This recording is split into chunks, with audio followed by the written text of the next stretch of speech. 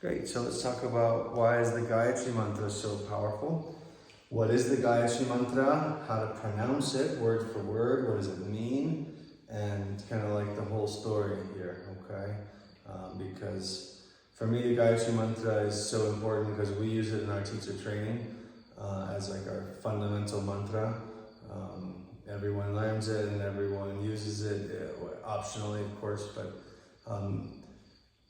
the reason is that for me, when it comes to teaching yoga, spirituality should be universal.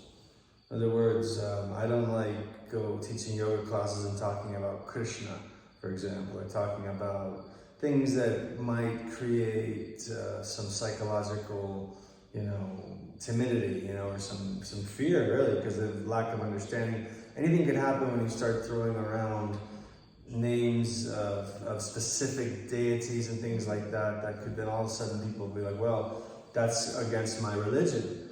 I'm not supposed to talk about Shiva. I'm a Catholic, right? But we have many Catholics that are doing yoga. So this is why I really love Gayatri Mantra. In the same way that I really love talking about gratitude. When it comes to spirituality, I really appreciate that energy of reverence and of gratitude because that's universal, right? Catholics, we could talk about gratitude, right? We could talk about gratitude with Muslims, with Jews, we could talk about gratitude, we could talk about gratitude with Native Americans, everyone agrees that that's something that is a transformational energy field, okay? A frequency that transforms. So I like gratitude, and that's why I also like Gayatri Mantra, okay? It's really powerful because of what it's doing, what it's invoking, okay? Let's do the pronunciation first, okay? And then we'll do the translation, and then we'll do like a word-for-word translation, more or less, and then a generalized translation, and then how I see it, okay? And then we'll chant it at the end, okay? So the first is Om. Om. Yeah, you can repeat after me. It's fine. Om. And then Bur. And then Bhuva. And Swaha. Swaha. Yeah, we read it as Swaha, but if you want to get it really technically correct, it's Swaha. Okay? Swaha. But in the mantra, we do say Swaha when we sing it as a mantra. But it's actually something a bit more subtle in Sanskrit, and it's Swaha. Okay, now, Tat. Savitur. Varenyam. Bhargo. Devasya. Dhimahi. Dhiyo Yona. Prachodayat. Okay. Om Bhur Bhuva Swaha. Om Bhur Bhuva Swaha. Tat Savitur Varenyam. Bhargo Devasya Dhimahi. Dhiyo Yona Prachodayat. Okay. Now, more or less word for word, we have Prachodayat, which is the illumination, enlightenment. Okay, we have Dhimahi and Dhiyo Yona, which basically means we meditate on. We meditate on enlightenment. Okay, so that's the Dhimahi Dhiyo Yona. We are meditating on enlightenment. But then Devasya is like Deva. Have you heard the word Deva? Like goddess, like a Deva. Even in pop culture, a Deva, right? But it really means a goddess. So this is Devasya, means of the gods. It means like from the gods. Devasya, divine, right? Bhargo means radiant, radiance. Kind of like the sun is radiating, right? Varenyam is worthy to be praised, worthy of praise. Varenyam. Savitur is the source. So this is the sun. Savitur means source, but we're not talking about the sun. The sun is the source of life on our planet, right? Tat is that source, that sun. And then Bor, Bhuva, Swaha are the three dimensions of, we could say, reality. We could say that there's the dimension of your physical body. There's the astral dimension, the Bhuva, and then there's the divine dimension, Swaha. Okay? So you've got Om, which usually starts most mantras as a way of setting the frequency of absolute spirituality. Om starts the mantra. And then the three aspects of reality, the physical plane, the astral, which is the emotional plane, and the Swaha, divine or absolute plane. Then you have that source, in this case the sun, which is worthy to be praised, and is radiant, and is divine. We meditate on that it may bring us illumination, enlightenment. Okay? See that? Okay. So how do I define it? That's nice translation, but for me it's like translating it for a yoga class, for example, because you always must translate it before you chant it. Never allow anybody to, or ask anyone to repeat a mantra after you if they don't understand what the mantra means.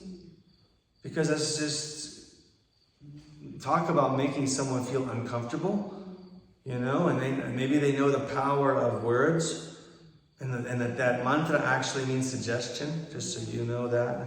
It means, one of the meanings is suggestion, so you're talking about real, deep stuff. So you wouldn't want them to be uncomfortable, but if you tell them what it means, and you say, okay everybody, we're gonna chant the Gayatri Mantra. You can repeat it after me if you wish. Gayatri Mantra is inviting the Bhargo of the Saditur, the light of the sun, okay, to which is what we're meditating on, to illuminate our intellect, our minds. So why illuminate the mind? Para so what? Para que podemos dar cuenta, so we can, Spanish, so that we can know who we are. You see, we illuminate the mind, we talk about light, and now no more unconsciousness, okay? No more patterns, no more things that are holding us back. We are now seeing who we are, and who are we? We are consciousness, okay? We are divine. We are that which does not change. That's our nature. And so that is what we're asking, because when we have that as our nature, we become fearless. Right? When you know that you're not your body, when you really know it, death doesn't mean the same thing to you, because it's not death in that sense. It's just your physical body has to expire, but you're not your physical body, because guess what? 7 years ago, okay, do you know that 7 years ago, you do not have one cell that you have now? Not one. Every single physical cell that you have right now, you did not have that 7 years ago. You have renewed every single, so what do you think you are? You're not, right? So this is what we are here to learn. That's what we're asking the light of the sun to illuminate us, so we can perceive that for ourselves, which is the goal of yoga. Fred, así como dices, tú no eres tu cuerpo, tú no eres tampoco tu mente. Tampoco. Sí, no es tu mente, tus pensamientos, y más extendido de esto, tú no eres el voz en tu cabeza. Tú no eres el voz en tu cabeza, porque yo estoy seguro que tú identificas con ella, ¿sí? Que esta voz es tú mismo, right? It's not you. Because you, the real you, doesn't speak in words. What I'm saying is you're not the voice in your head, right, in English. Because the real you is pure consciousness, and pure consciousness is what you experience when you're not thinking. But the voice in your head is thinking. It's in words. It's really confined and reduced, because that's what words do. the great wisdom is that words point to the truth, but they are never the truth. They can never express the truth. Try to describe to any of your friends what it's like to be down there by the river and go into that pool after the sauna. Now, if they haven't done it, you're not going to describe it. You'll be like, it's amazing, it felt so great. And they're like, yeah, I bet it was. But the words could try to point to it, but they can't express it. Same thing with divinity, and same thing with consciousness and truth. You get close with the words, but ultimately the truth is when you let go of the words, let go of the intellect, and experience the presence, which is beyond the thinking mind, which is the consciousness behind the thinking mind. Okay, and that's the point. Okay, and that's the goal of yoga, is to experience that. Okay. Questions? Okay, so let's chant it. Okay, repeat after me. Okay, if you wish. Yeah. Cuando dijiste arriba del polvo y las aguas, dijiste que eran 3 estados. Dimensions of your being. You have the physical body, you have the emotional body, and then you have your divine body, which is the part of you which is pure consciousness. So just 3 dimensions of being. Okay, and you can look at that up a little bit. Take your time with that, because really, Bhur Bhuvasvaha, people define it differently. They look at this, those 3 words can be defined differently depending on your level of consciousness. You could see those dimensions differently. So take your time and check it out, okay? And see how it's defined, and see for yourself, okay? Yeah. All right, let's chant it. Repeat after me if you wish. Yeah. Let me chant it once by myself, and then you repeat after me, so you can hear it all. Yeah.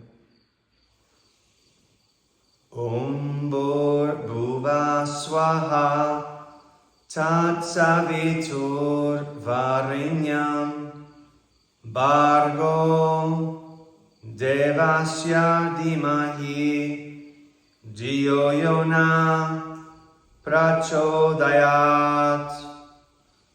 Me first. Om Bhur Bhuva Swaha. Om Bhur Bhuva Swaha Tat Savitur Varinyam Tat Savitur Varinyam Bhargo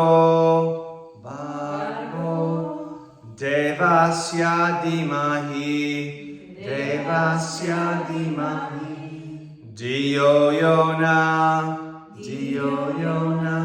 Prachodayat. Good, now all together. Om Bhur Bhuva Swaha Tat Savitur Varinyam Bhargo Devasya Dhimahi Dhiyo Yona Prachodayat.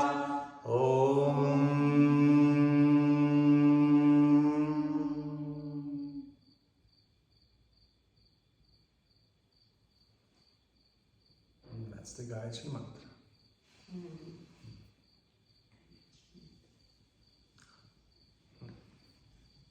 Okay, any questions? Let me know.